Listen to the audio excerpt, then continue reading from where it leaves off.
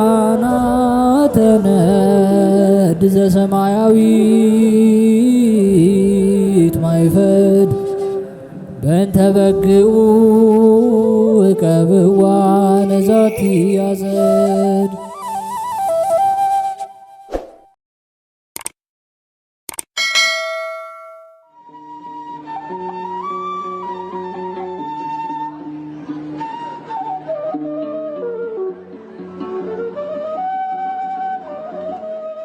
በስመ አብ ወወልድ ወመንፈስ ቅዱስ አሐዱ አምላክ አሜን። ሰላም እንደምንቆያችሁን ውድ የሊቃናት ሚዲያ ቤተሰቦቻችን፣ አሜን። እግዚአብሔር ስሙ ከዘላለም እስከ ዘላለም የከበረ የተመሰገነ ይሁን። በዚህ ቪዲዮ ይዘንላችሁ የቀረብነው ታኅሳስ 24 የሚነበብ ስንክሳር ሲሆን ለዚህ ቻናል አዲስ የሆናችሁ እህት ወንድሞቻችንም ካላችሁ ቻናሉን ሰብስክራይብ በማድረግ እንዲሁም አዳዲስ ቪዲዮ ቶሎ ወደ እናንተ እንዲደርሳችሁ የደወል ምልክቷን በማብራትና ይህንንም የምትመለከቱት ቪዲዮን ላይክ እና ሼር በማድረግ ቤተሰብ እንድትሆኑ የአክብሮት ግብዣችንን አቀረብን። ወደ ቪዲዮ እንሂድ። መልካም ጊዜ። ታኅሳስ 24 የሚነበብ ስንክሳር። የአስቴር የዕረፍቷ መታሰቢያ። ታኅሳስ 24 በዚች ቀን የአሚናዳብ ልጅ የጻድቂቱ የአስቴር የዕረፍቷ መታሰቢያ ነው። የይሁዳ ወገን የሚሆን ስሙ መርዶክዮስ የሚባል የኢያኢሩ ልጅ ከብንያም ወገን የተወለደ የቄስዮ አንድ ሰው በቡሳ ሀገር ነበረ። ከኢየሩሳሌምም በባቢሎን ንጉሥ በናቡከደነጾር እጅ የተማረከ ነው። ያሳደጋት ልጅ ነበረችው። እርሷም የአባቷ ወንድም የአሚናዳብ ልጅ ናት። ስሟም አስቴር ይባላል። ከዘመዶቿም ተለይታ በወጣች ጊዜ ልጅ ትሆነው ዘንድ አሳድጓት ነበር። ይህችም ልጅ መልከ መልካም ነበረች። በአንዲት ዕለት ንጉሥ አርጤክስ ብዙ ተድላ ደስታ አድርጎ መኳንንቶቹን የመኳንንቶቹን አለቃ አማሌቃዊ ሐማንያም ጠራ። በዚያም ጊዜ ከመኳንንቱ ሁሉ እርሱ ሐማ የከበረ ነበርና። ከዚህም በኋላ 7ቱን ባለሟሎቹን ንግሥቲቱንና አስጢንን አምጥተው የእቴጌነትን ዘውድ ያቀዳጇት ዘንድ እርሷ መልከ መልካም ናትና ለአሕዛብ አለቆች ሁሉ ውበቷን ያሳዩ ዘንድ አዘዛቸው። ንግሥቲቱ አስጢንም ትእዛዙን መስማት እምቢ አለች። ከባለሟሎቹም ጋር ትመጣ ዘንድ አልወደደችም። ንጉሥም አዘነ፣ ተቆጣ፣ ከንግሥትነቷም ሻራት። ከዚህም በኋላ 127 ከሆኑ ከሚገዛቸው አገሮች 1000 ቆነጃጅቶችን ይመርጡለት ዘንድ አዘዘ። ከ100 ከ110 ከ10 3 መረጡ። ከሁሉም በመልክ በውበት በደም ግባት አስቴር አንደኛ ሆና ተመረጠች። እርሷንም አነገሰ። ንጉሥም አስቴርን እጅግ ወደዳት። አስቴርም በነገሰ በ7ኛው ዓመት በ12ኛው በመጋቢት ወር ወደ ንጉሥ ወደ አርጤክስ ገባች።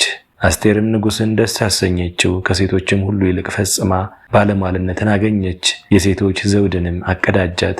ከዚህም አስቀድሞ መርዶክዮስን አገሩንና አደባባዩን የሚጠብቁ ከንጉሡ ባለሟሎች ከሁለቱ ከታራና ከገቦታ ጋር በአደባባይ ኖረ። ያሰቡት ምክራቸውንም ሰማ። ንጉሥ አርጤክስን ይገድሉት ዘንድ ወንጀልን እንዳዘጋጁ አወቀ፣ ተረዳ። ለንጉሡም የነሳቸውን ነገሮች ነገረው። ንጉሥም ሁለቱን ባለሟሎቹን መረመራቸው። ኃጢአታቸውንም አምነው ተቀመጡ። ንጉሥም ይህንን ነገር ወግ ታሪክ በተጻፈበት መጽሐፍ ጻፈው። መርዶክዮስንና የእስራኤልን ወገኖች እጅግ ይጠላቸው ነበር። የአይሁድንም ወገን ሁሉንም ሊያጠፋቸው ወደደ። ሀገሪቱም ሁሉ ታወከች። መርዶክዮስም እንዲህ መሆኑን ባወቀ ጊዜ ልብሱን ቀዶ ማቅ ለበሰ።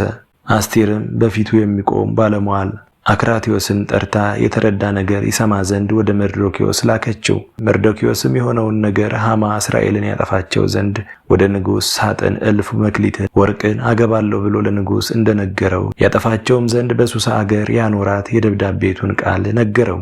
አስቴርም በሰማች ጊዜ በሱሳ ያሉ እስራኤልን ሰብስብልኝ፣ ጾሙልኝ፣ እስከ 3 ቀን ድረስ ቀንም ሌሊትም አትብሉ አትጠጡ፣ እኔና ደንገጥሮቼም እንጾማለን። ከዚህም በኋላ ወደ ንጉሥ እገባለሁ፣ እሞትም እንደሆነ አልቀርም ብላ ከመርዶክዮስ ወደ እርሷ የመጣውን ያንን መልእክት መለሰችው። ከዚህም በኋላ በ3ኛው ቀን ጸሎታን በጨረሰች ጊዜ የሐዘን ልብሷን አስወግዳ የተድላ ደስታዋን ልብስ ለበሰች። የምታስፈራም ሆነች። ሁሉንም የሚመለከትና የሚያድን እግዚአብሔርን ጠራቸው። 2ቱን ደንገጥሮችን አስከትላ ሄደች። አንዲቱን ተወዳት ተራራላት ነበር፣ ሁለተኛይቱ ግን ልብሷን ተሸክማ ትከተላት ነበር። እርሷ ግን በጌጡ ሁሉ ፈጽማ አጊጣ አምሮባት ነበር። ወደ ወዳጆቿም እንደምትሄድ ፊቷም የሚያበራ ሆኖ ልቧ ግን ሞትን ከመፍራት የተነሳ አዝኖ ነበር። በሩን ሁሉ ገብታ ወደ ንጉሥ ደረሰች። እርሱም በጌትነት ዙፋን ላይ ነበር። ዋጋው ብዙ የሆነ ሁለንተና ወርቅና ዕንቁ ያለበት የሚያስፈራ ልብስ ለብሶ ነበር። ፈጽሞ ያስፈራ ነበር። ፊቱም ተለውጦ በዓይነ መዓት አያት። ንግሥቲቱም ከፍርሃት የተነሳ እንደ ቅጠል ጠወለገች። ለመውደቅም ተፍገምግማ በፊቱ የምትሄድ የብላቴናዋን ራስ ተደገፈች። እግዚአብሔርም የንጉሥን ልቦና ወደ የዋህነት መልሶት ታገሳት። ከዙፋኑም ተነስቶ ስቦ ባጠገቡ አስቀመጣት። በበጎ ቃልም ያባበላት ጀመር። የአገራችን ሥርዓት ልዩ ነውና እንዳትሞቺ እኔ ወንድምሽ ነኝ አላት። የወርቁንም በትር አንስቶ በአንገቷ ላይ አኖረው። እቅፍ አድርጎም ይዞ ንገሪን አላት። አንተ ድንቅ ነህና ፊትህም መፈራትን የተመላ ነውና ከጌትነትም ግርማ የተነሳ እንደ መልአከ እግዚአብሔር ሆነ ባየው ጊዜ ልቤ ደነገጠብኝ አለችው። ንጉሥም አስቴርን ምን ትፈልጊያለሽ? የምትማልጅኝስ ምንድነው አላት። የሆንሽ ዘንድ እስከ መንግሥቴ እኩሌታ ውሰጂ አላት። አስቴርም በዓል የማደርግበት ቀን አለኝና ንጉሥ ዛሬ ወደማደርገው በዓል ትመጣ ዘንድ ከፈቀድክ ሐማና አንተኑ አለችው። ንጉሡም አስቴር ያለችኝን አደርግ ዘንድ ፈጥናችሁ ሐማን ጥሩት አለ። ሁለቱም ሁሉ አስቴር ወዳደረገችው በዓል ሄዱ። በዓልም በተደረገበት ቀን ንጉሥ አስቴርን ንግሥት አስቴር ሆይ የለመንሽኝን አደርግልሽ ዘንድ ምን ትፈልጊያለሽ? አላት። ንጉሥ ሆይ በፊትህ ባለሟልነት ካገኘው የምለምንህን ልመናዬን አንተ ከሐማ ጋር ወደ ማደርገው በዓል ነገ ትመጣልኝ ዘንድ ነው። ይህንንም ነገ አደርገዋለሁ አለችው። እግዚአብሔርም በዛች ሌሊት ከንጉሥ እንቅልፍን አጠፋ። የቀድሞ ዘመን ወግ ታሪክ የሚያሳስቡ መጽሐፍትን ያመጣለት ዘንድ ጸሐፊውን አዘዘው። ከዚህም በኋላ በመጽሐፉ ስለ መርዶክዮስ የጻፉትን ነገር አገኙ። ንጉሥም የሚጠብቁ ንጉሥ አርጤክስን ይገድሉት ዘንድ የወደዱ የሁለቱን የንጉሥን ባለሟሎች ነገር ለንጉሡ እንደነገረው አገኙ። ንጉሡም ለመርዶክዮስ ያደረግንለት ስጦታና ክብር ምንድነው? አለ። የንጉሥም አሽከሮችም አቤቱ ለመርዶክዮስ የተደረገለት ነገር የለም አሉ። ንጉሥም የመርዶክዮስን ምስጋና ሲናገር ሐማ ወደ ንጉሥ ግቢ ደረሰ። ንጉሥም በአደባባይ ያለ ይህ ማን ነው? አለ። ሐማ ነው አሉት። ከዚህም በኋላ ሐማ ባዘጋጀው ተራዳ መርዶክዮስን ሊሰቅለው ለንጉሥ ይነግረው ዘንድ ገባ። አሽከሮቹም ንጉሥን እነሆ ሐማ በአደባባይ ቆመዋል አሉት። ንጉሥም ጥሩት አላቸው። ንጉሥም ሐማን አከብረው ዘንድ እኔ ለወደድኩት ሰው ምን ላድርግለት? አለው። ሐማም በልቡ ንጉሥ እኔን ነው እንጂ ያለኔ ማንን ያከብር ዘንድ ይወዳል ብሎ ያከብረው ዘንድ ንጉሥ ለወደደው ሰው ንጉሥ የሚቀመጥበትንም ፈረስ የንጉሥ አሽከሮች ያምጡለት አለው። ክብር ካላቸው ከንጉሥ ባለሟሎች ለአንዱ ይስጡት። ንጉሥ ላከበረውም ለዚህ ሰውም ያልብሱት፣ በፈረሱም ያስቀምጡት። ንጉሥ ላከበረው ሰው እንዲህ ይደረግለታል ብሎ አዋጅ ነጋሪ ይንገርለት አለው። ንጉሥም ሐማን በጎ ነገርን ተናገርህ፣ በአደባባይ ለሚያገለግል ለአይሁዳዊ መርዶክዮስ እንዲሁ አደርግለት፣ ከተናገርከውም ነገር አንዲት ቃልስ እንኳ አታስቀር አለው። ሐማም ልብስን አምጥቶ ለመርዶክዮስ አለበሰው፣ ፈረስንም አምጥቶ አስቀመጠው። ለወደደው ሰው ሁሉ ንጉሥ እንዲህ ያደርግለታል ብሎ በከተማው አደባባይ አዋጅ ነገረለት። ከዚህም በኋላ ንጉሡና ሐማ ከንግሥት አስቴር ጋር ምሳ ሊበሉ ገቡ። ንጉሥም በሁለተኛው በዓል አስቴር ምን ሆንሽ? የምትማልጅኝስ ምንድነው? ከወደድሽስ የመንግስቴን እኩሌታ በሰጠውሽ ነበር አላት። እንዲህም ብላ መለሰችለት፣ ንጉሥ ሆይ በፊት ባለሟልነት ካገኘው ለሰውነቴ ልመናዋ ይሰጣት። ወገኖቼና እኔ ተሽጠናልና ለመበርበርና ለሞትም ሆነናልና ለመገዛት ቢሆን ዝም ባልኩ ነበር። ንጉሥም ይህንን ሥራ ይሠራ ዘንድ የተደፋፈረ ማን ነው አለ። ጥንተ ጠላታችን ሐማ ነው አለች። ሐማም ይህንን በሰማ ጊዜ ከንግሥቲቱና ከንጉሡ የተነሳ ፈራ። ንጉሥም ከሚጠጣበት ተነስቶ ወደ ተክል ቦታ ገባ። ሐማ ግን መከራ እንደደረሰችበት አውቋልና በንግሥቲቱ ዙፋን ስር ወድቆ ይለማመጥ ነበር። ንጉሥም ከተክል ቦታው ሲመለስ ሐማን ሚስቱን በቤቴ ትጋፋኛለህን? አለው።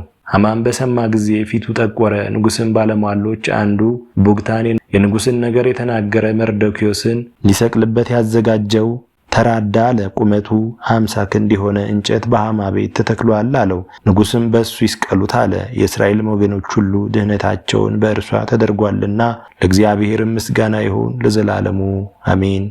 የአባ ጳውሊ ዕረፍት። በዚህችም ዕለት ሰሎንቅያ በምትባል በምስር አገር ሰይጣንን ያነጋገረው አባ ጳውሊ አረፈ። የዚችም አገር ሰዎች የሄሮድስ ወገን የሆኑ ክፎች ናቸው። ለእነርሱም ሕግ አላቸው። ሴቶችና ወንዶች በአንድነት በውሽባ ቤት ገብተው ያድራሉ። አባ ጳውሊም ወደዛች አገር ደረሰ። ከእርሱም ጋር ጎልማሳ ዲያቆን ነበረ። በረቡዕ ቀንም ሴቶችና ወንዶች በአንድነት ወደ ውሽባ ቤት ሲገቡ አይቶ አደነቀ። ከእርሳቸውም አንዱን ለምን ይህ የከፋ ሥራ ትሰራላችሁ አለው። ያም ሰው አባቶቻችን እንዲህ ሲሰሩ ኖሮ እኛም እንደነርሱ እንሰራለን አለው። ሌሊትም በሆነ ጊዜ በታላቅ መቅሰፍት ይቀስፏቸው ዘንድ ባዘነ ልቦና ወደ እግዚአብሔር ይጸልይ ጀመር። ጸሎቱንም ሲፈጸም ጥቁር ሰው ከውሽባ ቤት ራቁቱን የእሳት ሰይፍ ተሸክሞ ወጣ። አባ ጳውሊም አንተ ማነህ? ማንንስ ትሻለህ? አለው። እኔ ሰይጣን ነኝ፣ አንተ ወደ እርሱ በለመንክ ጊዜ ጌታ ላከኝ አለ። አባ ጳውሊ የምታስትበትን ሁሉ ትነግረኝ ዘንድ ጠይቃለሁ አለው። ሰይጣንም የምትሻውን ጠይቅ አለው። አባ ጳውሊም ያለ እግዚአብሔር ፈቃድ በሰው ላይ ታድር ዘንድ ምክንያት እንዴት ታገኛለህ? አለው። ሰይጣንም ሰው በእግዚአብሔር ሕግ ጸንቶ ሳለ የአብ የወልድ የመንፈስ ቅዱስን ስም በሚጠራ በንጽሕና ሆኖ የክርስቶስን ሥጋና ደም በሚቀበል ላይ ለማደር ስልጣን የለንም አለው። ከዚህም በኋላ የሚያስትበትን ሁሉ ነገረው። በዚያም ጊዜ የሰይጣን መልኩ ተለውጦ እንደ እሳት ነበልባል ሲሆን አባ ጳውሊ ተመልክቶ ደነገጠ። ወዲያውኑ ከእግዚአብሔር የታዘዘ መልአክ ተገለጸለትና አጽናናው። በዚያም ሌሊት ከእግዚአብሔር የታዘዘ መቅሰፍት ወርዶ በውሽባ ቤት ያሉትን አጠፋቸው። ከ5 ወንዶችና ከ5 ሴቶች በቀር አልተረፉም። አባ ጳውሊም ለምን እንዲህ ታደርጋላችሁ አላቸው። በየወሩ አንዲት ቀን ወደ ውሽባ ቤት እየገባን ከሚስቶቻችን ጋር ተድላ ደስታ እንድናደርግ አባቶቻችን አዘዙን። በሩንም ዘግተን መብራትንም አጥፍተን ከእጃችን የገባቸውን ሴት ይዘን እንተኛለን አሉት። ከእናንተ ውስጥ ልጁም ወይም እህቱም እንዴት ያውቃል አላቸው። እንደ እንስሳ በመሆን እንጂ ማወቅ የለም አሉት። ከዚህም በኋላ አባ ጳውሊ የክብር ባለቤት የሆነ የክርስቶስን ሃይማኖት አስተምሮ የክርስትና ጥምቀትንም አጠመቃቸው፣ ሥጋውንና ደሙንም አቀበላቸው። ከዚህም በኋላ ወደ በዓቱ ተመልሶ ገድሉን በፈጸመ ጊዜ በመልካም ሽምግልና ወደ እግዚአብሔር ሄደ። ለእግዚአብሔር ምስጋና ይሁን፣ እኛንም በጸሎቱ ይማረን፣ በረከቱም ከእኛ ጋር ትኑር ለዘላለሙ አሜን። ዕረፍቱ ለሊቀ ጳጳሳት አባ አግናጢዮስ። በዚችም ቀን የአንጾኪያ ሊቀ ጳጳሳት የከበረና የተመሰገነ አግናጢዮስ ምስክር ሆኖ ሞተ። ይህ ቅዱስ የወንጌላዊ ዮሐንስ ደቀ መዝሙር ነው። በስብከተ ወንጌልም በማገልገል ከእርሱ ጋር ብዙ አገሮችን ዙሮ አስተምሯል። ከዚህም በኋላ በአንጾኪያ ሀገር ሊቀ ጵጵስና ሾመው። በውስጧም ሕይወት የሆነ የወንጌልን ትምህርት አስተማረ። ብዙዎችንም እግዚአብሔርን ወደ ማወቅ መለሳቸው። የክርስትና ጥምቀትንም አጠመቃቸው። በትምህርቱም ልቦናቸውን አበራላቸው። ከዚህም በኋላ ጣዖታትን ለሚያመልኩ ስህተታቸውን በገለጠላቸው ጊዜ ተቆጡ። ወደ ከሃዲው ንጉሥ ወደ ጠራቢዎስ ሄደው ከሰሱት። እንዲህም አሉት፣ አግናጢዮስ የአማልክቶችን አምልኮ ይሽራል እኮን፣ ሰዎችንም እያስተማረ ክርስቶስን ወደ ማመን ያስገባቸዋል። በዚያም ጊዜ ወታደሮቹ ልኮ ወደ እርሱ አስመጣውና አግናጢዮስ ሆይ ለምን ይህንን አደረግክ? የአማልክቶቼን አምልኮስ ለምን ሻርክ? ሰዎች ሁሉ እግዚአብሔርን ወደ ማምለክ አስገብታቸዋልና አለው። አግናጢዮስም ንጉሥ ሆይ ብቻ ለኝስ የክብር ባለቤት ወደሆነ ወደ ክርስቶስ አምልኮት ባስገባህ ነበር አለው። ንጉሥ ይህንን ነገር ትተህ ለአማልክቶቼ ሰዋ፣ አለዚያ በታላቅ ስቃይ አሰቃያለሁ አለው። በእኔም ላይ የምትሻውን አድርግ፣ እኔ ግን ለረከሱ አማልክቶች አልሰዋም። ስቃይንም እሳትንም ቢሆን አንበሳንም ቢሆን አልፈራም። ከሕያው ንጉሥ ከክርስቶስ ፍቅር ልትለየኝ አትችልም አለው። ይህንንም ሲሰማ ንጉሥ ተቆጣ። ያሰቃዩትም ዘንድ አዘዘ። በተለያዩ በብዙ ስቃዮችንም አሰቃዩት። በእጆቹም ውስጥ እሳትን አድርገው ከእጆቹ ጋር በጉጠት ይዘው አቃጠሉት። ከዚህም በኋላ በዲንና በቅባት እያነደዱ ጎኖቹን አቃጠሉ። በሸቶሎችም ስጋውን ሰነጣጠቁ። ከማሰቃየትም በደከሙ ጊዜ የሚያደርጉበትን እስኪመክሩ ድረስ ከወይን ቤት ጨመሩት። ብዙ ቀኖችንም በዚያ ኖረ። ከዚያም በኋላ አስታወሱት። ከወይን ቤትም አውጥተው በንጉሥ ፊት አቆሙት። ንጉሥም አግናጢዮስ ሆይ አማልክቶቼን ብታያቸው ውበታቸው ባማረህ ነበር አለው። ቅዱሱም ንጉሥ ሆይ አንተ በክብር ባለቤት ክርስቶስ ብታምን ሙታኖችን የምታስነሳቸው በሽተኞችንም የምትፈውሳቸው ባደረገህ ነበር። ንጉሥም ለፀሐይ ከመስገድ የተሻለ የለም አለ። የከበረ አግናጢዮስም መንግሥቱ የማያልቀውን ፈጣሪ ትተህ ለተፈጠረ ፀሐይ ትሰግዳለህን ብሎ መለሰ። ንጉሥም ለራስህ መልካም አልክ፣ ግን በመተላለፍ የአንጾኪያና የሶርያ ሰዎች ስበህ ወደ ክርስቶስ አምልኮ ታስገባሃቸው እንጂ አለው። የከበረ አግናጢዮስም ተቆጥቶ ንጉሥ ሆይ ከንቱ የሆነ ጣዖትን ከማምለክ ሰዎችን ስለሰበሰብኳቸውና ሰማይና ምድርን ወደ ፈጠረ ወደ ክርስቶስ አምልኮ ስላስገባኋቸው በእኔ ላይ ትቆጣለህን? ለረከሱ ጣዖቶችስ እንድንሰዋ ታዘኛለህን? እኔ ግን ቃልህን ተቀብዬ ለሰይጣናት አልሰዋም፣ ለእውነተኛ አምላክ ለአብ ለወልድ ለመንፈስ ቅዱስ እሰዋለሁ እንጂ አለው። በዚያም ጊዜ ንጉሥ ተቆጣ። ከሥጋው ምንም ሳያስቀሩ ይበሉት ዘንድ 2 የተራቡ አንበሶችን በላዩ እንዲሰደዱ አዘዘ።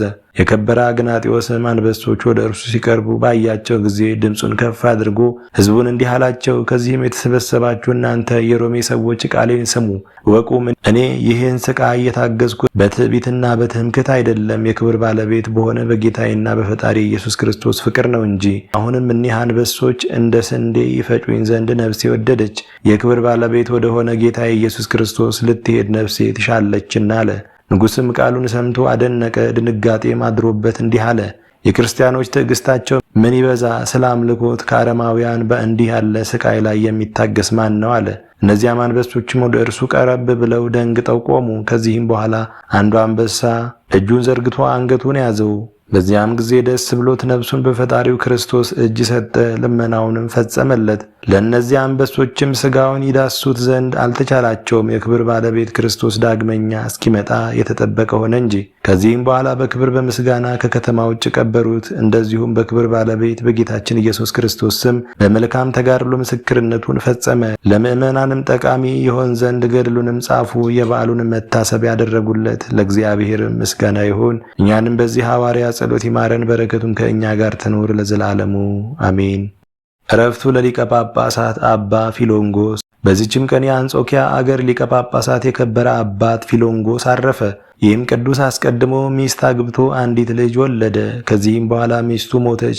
የምንኩስናንም ልብስ ለብሶ ታላቅ ተጋድሎን ተጋደለ። ስለ ተጋድሎም ስለ መልካም ትሩፋቱም ለአገልግሎት በመጠመዱና ስለ ቅንነት በአንጾኪያ አገር ላይ ሊቀ ጳጳሳት እንዲሆን እግዚአብሔር መረጠው። በተሾመም ጊዜ ክርስቶስን መንጋዎች በበጎ አጠባበቅ ከአርዮሳውያን ከመቅደኒዮስና ከሰባሌዎስ ነጣቂ ተኩሎች ጠበቀ። በሊቀ ጵጵስናውም ሹመት እንደ መላእክት አኗኗር ኖረ። 2 ልብሶችን ገንዘብ አላደረገም፣ ወርቅና ብርም ቢሆን አላከማቸም።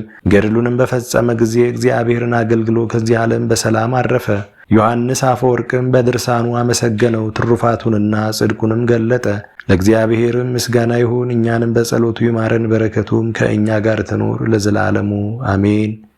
የከዲህ ሀገር ጻድቃን ዕረፍታቸው። በዚችም ቀን የእግዚአብሔር መልአክ እንደነገራቸው በከዲህ ያሉ ጻድቃን ዕረፍታቸው በአንዲት ቀን ሆነ። የአዝቂርም መታሰቢያው ነው። ለእግዚአብሔርም ምስጋና ይሁን፣ የጻድቃንም በረከታቸው ትድረሰን ለዘላለሙ አሜን። የአቡነ ተክለ ሃይማኖት ፀሐይ ልደት። በዚችም ዕለት የተመሰገነና የከበረ አዲስ ሐዋርያ አባታችን ተክለ ሃይማኖት ተወለደ። በጸሎት የምትገኝ በረከቱ ከእኛ ጋር ትኑር ለዘላለሙ። ለእግዚአብሔር ምስጋና ይሁን አሜን። አስጀምሮ ላስፈጸመን ለልዑል እግዚአብሔር ክብር ምስጋና ይሁን መቼ ለዘላለሙ አሜን። ውድ የሊቃናት ሚዲያ ቤተሰቦቻችን ታኅሳስ 24 የሚነበብ ስንክሳር ወደ እናንተ አቀረብን። ይህን ይመስል ነበር። በቀጣይ በአዲስ ክፍል እስከምንገናኝ ድረስ እግዚአብሔር ቸር ያቆየን። መልካም ጊዜ